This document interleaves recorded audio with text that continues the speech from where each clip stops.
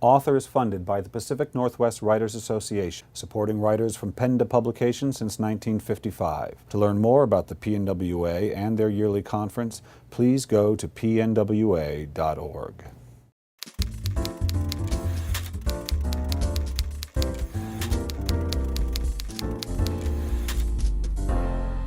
We were about 2 or 3 months into this experiment in multi-generational living. I did something particularly cruel.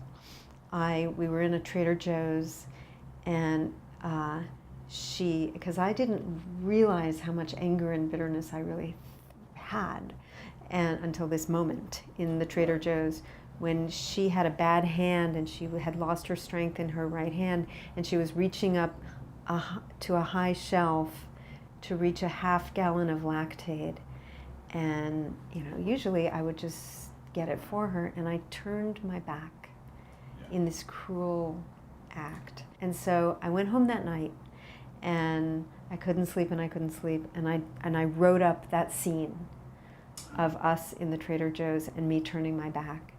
And then I wrote another scene, which was my daughter, whose name is Zoe. Zoe and I were sitting at the dining room table, and I was talking to her about whether my mother should move in with us, and she says yes. And I call these the us paragraphs. And she then asks, but what will happen to us? So I sent the Trader Joe's paragraph and the us paragraphs to a few friends, and they said, this is really compelling. I didn't know you ever wrote anything personal, and I said, I don't. And then I sent it to my agent. And this was like on a Tuesday, and he said, yeah, I'll read it over the weekend. I said, actually, would you mind reading it now? And he called me back in like half an hour, and he said, this is really, really interesting.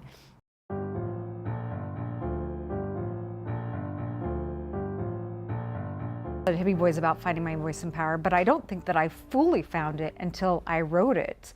And then I started sharing it with people and recognizing kind of the validation that comes from writing your story and being heard, When I first started getting the story out, I mean, before it was ever published in essays and then podcasts, I think where that light went off in my head, I was invited to do an hour-long interview with this podcast called Mormon Expression, and they just asked me to tell my story, and I did, and it was so empowering. And then all these women, I thought I was alone, that I was the only one who had experienced this, and I probably had 35 women who went on and said that happened to me too. It's the themes of abuse of religious power and using it as a weapon. So.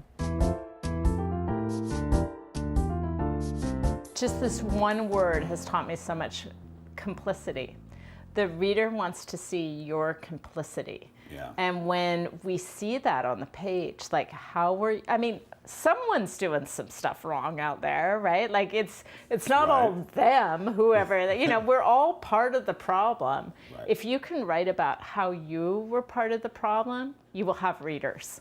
Yeah. Like, you don't worry about getting every sentence right. Tell what you've done wrong. Tell how you were mean or small or jealous or petty. I mean, we want those stories.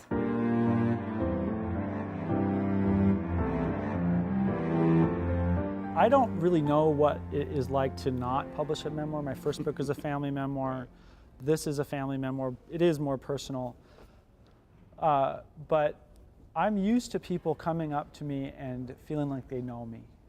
And I want them to feel that way. But I also know that there's so much that I've left out, so many things that I haven't told them so that they could focus on this. You go on book tour with a memoir and people aren't really interested in what are the craft elements. They are not so interested in talking to you about the narrative construction. They really want to talk about the people in your book and what are they doing now, and what their lives are now. Oh, really? How has the book affected them? Okay. What is like, for instance, with my father, like, what does he think of the book? Do people come up and talk to him? Right. And I kind of feel like one of the things that you do when you write a memoir is you offer yourself to the reader in this limited way, not in a complete way, and you say, this is all on the table. You can ask me about these things. And it might be hard. There hasn't really been a reading so far an event in Seattle so far where someone hasn't had tears in their eyes, you know.